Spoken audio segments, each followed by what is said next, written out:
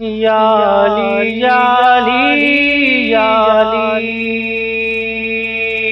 الحمدللہ رب العالمین، الصلاۃ والسلام علی رسولہ الکریم، علی النبی المکی المدنی القرشی الہاشمی الطہی التہامی السید البہی السراج المضیء الکوکب الدری صاحب الوقار والسکینہ المدفون بأرض المدینہ الحق المؤید الرسول المسدد المصطفى الامجد المحمود الاحمد سیدنا ونبینا وشفیع ذنوبنا وحبیب قلوبنا وطبیب نفوسنا مولانا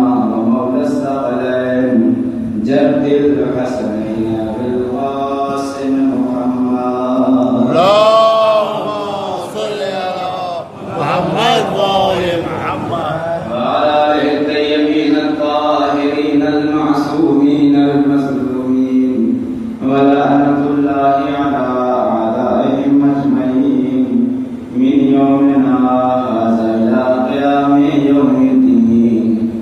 أما بعد فقد قال الله تعالى في القرآن المجيد وفرقان الحميد قوله الحق بالحق. بسم الله الرحمن الرحيم. يريدون ليطفئوا نور الله بأفواههم والله متم نوره ولو كره الكافرون. صلى الله عليه وسلم. اللهم صل على محمد وآل محمد. بسم الله الرحمن الرحيم. اللهم كل وليك المجدد الحسن صلواتك عليه وعلى آبائه في هذه الساعات وفي كل ساعة وليا وحافظا وقائدا وناصرا ودليلا وعينا حتى تسكنه أرضك طوعا وتمتعه فيها طويلا. اللهم صل على محمد وآل محمد. ایک ایسی سلوات پڑھیے کہ لگے کہ آپ تھکے ہوئے نہیں ہیں.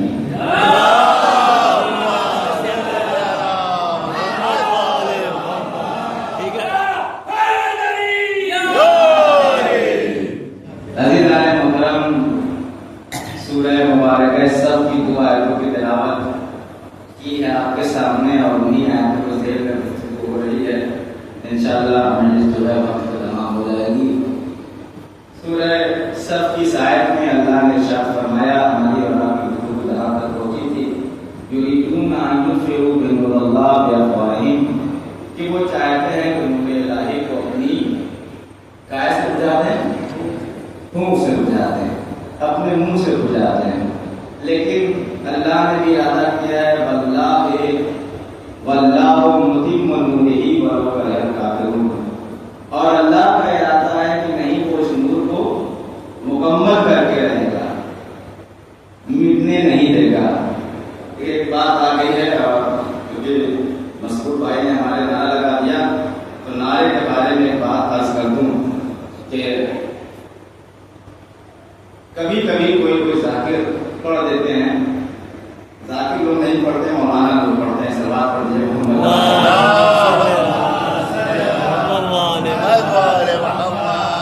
ہو سکتا ہے کہ کبھی کبھی لوگ کہتے ہیں اس نعرے کا فائدہ کیا ہے، اس نعرے کو کیا ضرورت ہے، مجلس میں ڈسٹرب کرتا ہے. اور یقیناً وقت ذاکر کا وقت جاتا ہے، نعرے میں ذاکر کا وقت جاتا ہے، لیکن ایسا نہیں کہ اس کا کوئی فائدہ نہیں ہے. روایتوں میں ہے کہ جب بھی کوئی یا علی کہتا ہے، بہت توجہ، جیسے کوئی نعرہ حیدری کہا یا علی کہتا ہے، یا علی کہنا عبادت، یہ تو بات ثابت ہے. ہر ایک یا علی کے اوپر 70 نیکی انسان کو ملتی ہے، 70 نیکی ملتی ہے ہر ایک یا علی کہنے کے اوپر. اگر 10 نعرہ لگا، 10 یا علی کا ہاتھ جوڑنا آپ کا کام ہے، میرا کام حساب کرنا نہیں ہے. یا علی کہنے کے اوپر ثواب ملتا ہے، یہ عبادت ہے. کیسے عبادت ہے، کیسے عبادت ہے؟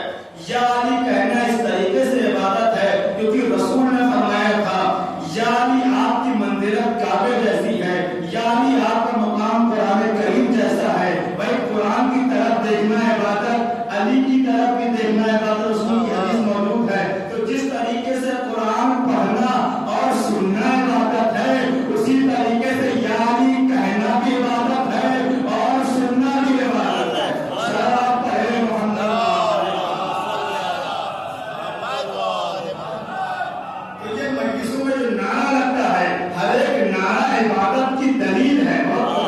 हर एक नारा इबादत की दलील है। कुरान कह रहा है कि ये नूर इलाही को मिटा नहीं सकते, अगरचे इरादा कर रहे हैं। जब ये मिटा नहीं सके तो क्या करना शुरू कर दिया? दागदार करने की कोशिश की, वो भी नहीं कर सके।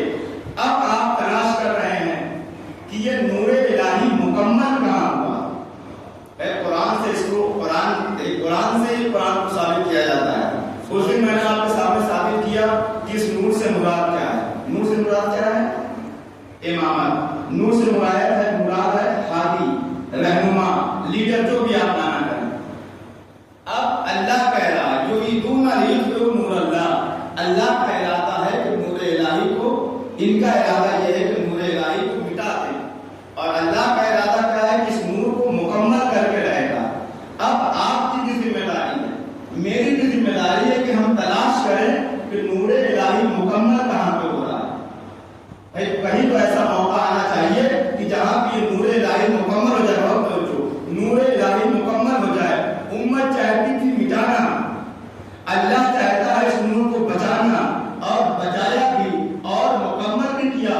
मुकम्मल कहाँ के ऊपर हुआ? तो याद रखिए, ये नूर का इब्तिदा तो अव्वल शुरू हुआ था, आदम से लेकर के ईसा तक आया, ईसा से लेकर मोहम्मद मुस्तफा तक आया, और ये नूर दुनिया मिटाना चाहती थी, अल्लाह बचाना चाहता था। अल्लाह ने इस नूर को बचाया भी और मुकम्मल भी किया। मुकम्मल कहाँ किया? हमने देखा कड़ी धूप में मुसलमानों के रसूल ने फरमाया मन तो मौला हो, अली मौला। अभी तक नूर मुकम्मल नहीं हुआ था। जैसे ही रिसालत की पाक ज़बान से ये पाक जुमला बरामद हुआ, एक मरतबा आसमान से जिब्राइल के ऊपर वाजिब हो गया। आवाज भी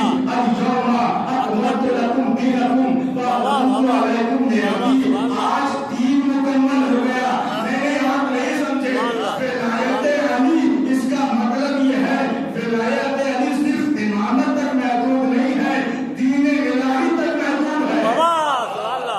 अल्लाह ने वहां वादा किया था, नूर ही वलो का है काफिरून, हम अपने नूर को मुकम्मल कर देंगे, चाहे काफिरों को कितना बुरा लगे। मैं कहूँगा मेरे अल्लाह, सवाल हाजियों में मेरी निगाह में एक भी काफिर नजर नहीं आया। सब मुसलमान थे, सब मुड़ा के आए थे, सब मीना के मैदान में, अरफात से मैदान से आए थे, सही करके आए थे, शैतान को पत्थर मार करके आए थे। अल्लाह कह रहा है काफिरों को चाहे जितना बुरा लगे, हम नूर मुकम्मल करके रहेंगे। रसूल ने भी इस मिंबर से, उस मिंबर से ऐलान कर दिया, मन कुंतु मौला हो फहादा अली मौला, नूर मुकम्मल हो गया। अजीज़ाने मौला, अल्लाह ये बताना ये चाहता है, खुदा ये बताना चाहता है, जिसे तुम मुसलमान समझ रहे हो, ये दरअसल काफिर है। सल्लल्लाहु अलैहि वसल्लम। आप देखिए कि बात कहाँ से शुरू हुई और अल्लाह ने ले जाकर के कहाँ खत्म किया? गदीर में। नूर इलाही मुकम्मल हो गया।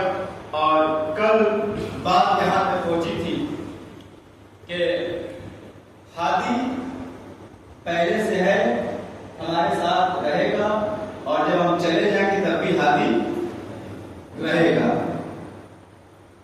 अज़ीज़ाने मोहतरम, देखिए इमाम अस्सलातुल्लाह तआला अलैहि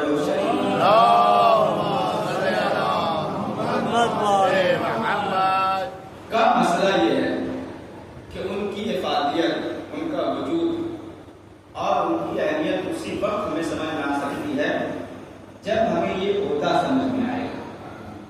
ये ओहदा इमामत जब हम इसको समझ लेंगे कि इसकी अहमियत कितनी है।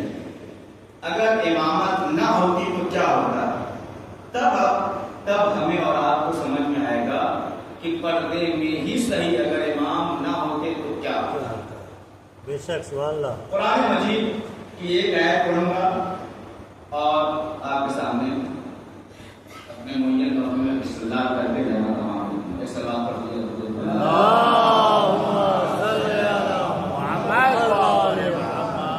بھائی عہدہ امامت ہے کیا؟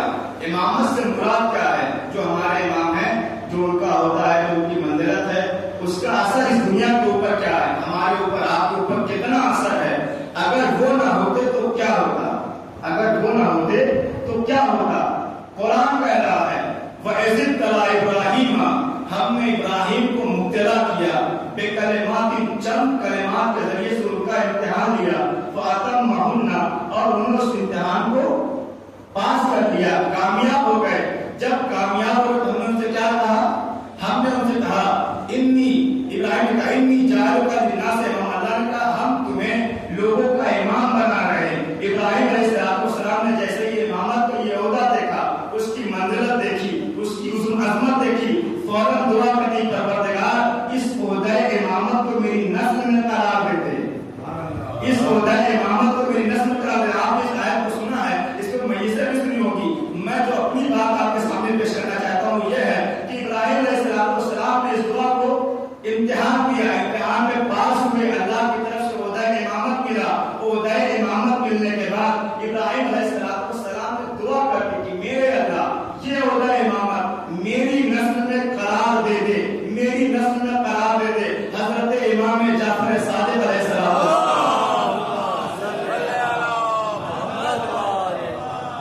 آپ ارشاد فرماتے ہیں کہ حضرت ابراہیم علیہ السلام کو اللہ نے پہلے بندہ بنایا، بندے کے بعد یہ رسول بنے، بندے کے بعد یہ نبی بنے. جب نبی بنے تو اس کے بعد اللہ نے ان کو رسول بنایا.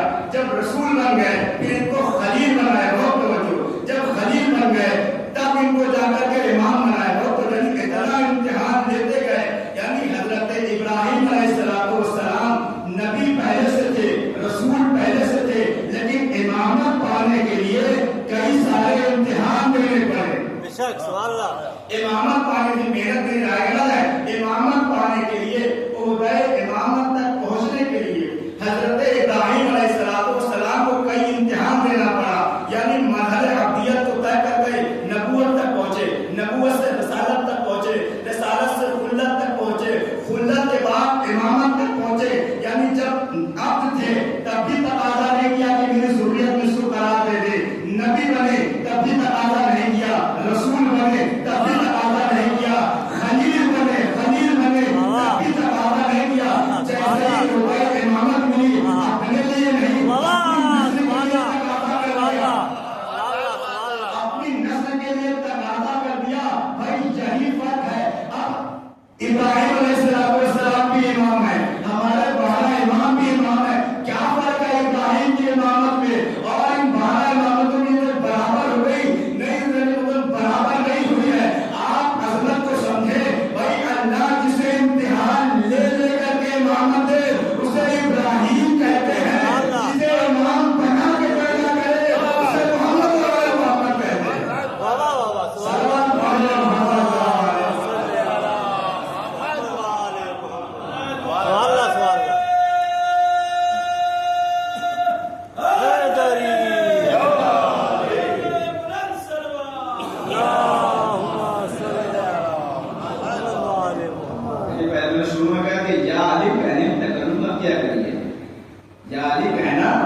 عبادت سے بات اور پڑھ دیجیے.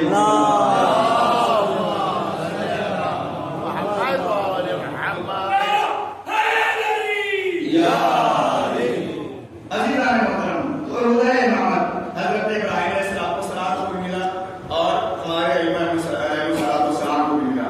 فرق اتنا ہے کہ ان کی امامت اتنے امتحانوں کے بعد ملی. ادھر اللہ نے ان کو امام بنا کر کے پیدا کیا، امام بنا کر کے پیدا کیا. اس کے بعد اب مسئلہ یہ ہے کہ جناب ابراہیم نے دعا کر دی کہ میرے اللہ اس عہدہ امامت کو تو نے اتنی زحمت کے بعد مجھے عطا کیا ہے، میں یہ چاہتا ہوں کہ یہ میری نسل میں باقی رہے. اللہ نے کہا ٹھیک ہے، میں تمہاری نسل میں اس عہدہ امامت کو رکھتا ہوں، لیکن ایک شرط کے ساتھ، لا ینال عہدی الظالمین، یہ عہدہ ظالمین تک نہیں جائے گا.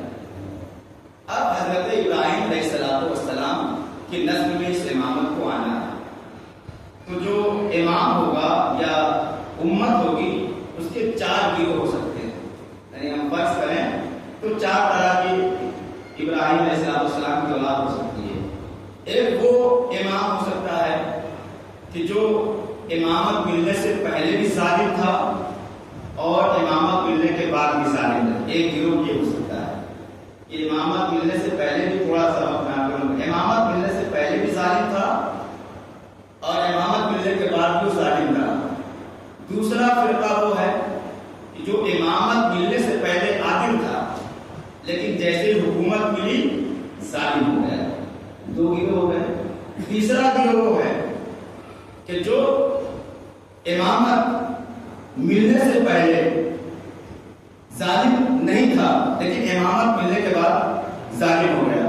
और चौथा गिरोह है जो पहले भी आदिल था और बाद में भी आदिल था। पहले भी आदिल था और बाद में भी आदिल था। इसका मतलब ये है कि ये जो इमामत पहुंचने वाली है ये उसी गिरोह तक पहुंचेगी जो पहले भी आदिल था और बाद में भी आदिल रहे। पहले भी आदिल था और बाद में भी आदिल रहे। अब जो भी इस तख्ते खिलाफत के ऊपर, इस कुर्सी इमामत के ऊपर, देखिए इस ओहदे को कोई नहीं छीन सकता लेकिन इस ओहदे में मिलने वाली कुर्सी के ऊपर लोगों ने बिठा दिया भाई। और तमाम उम्मत मुस्लिमा उनको अपना इमाम भी मान रही है। बस मेरा सवाल ये है कि इब्राहिम ने क्या कहा था, मेरे अल्लाह इस ओहदे इमामत को मेरी नस्ल में करार दे दे। अल्लाह ने कहा ये ओहदा तुम्हारी नस्ल में जाता है लेकिन जिसने जुल्म किया है जर्रा बराबर भी उसको ये ओहदा नहीं मिलता, उसको ये ओहदा नहीं मिलता।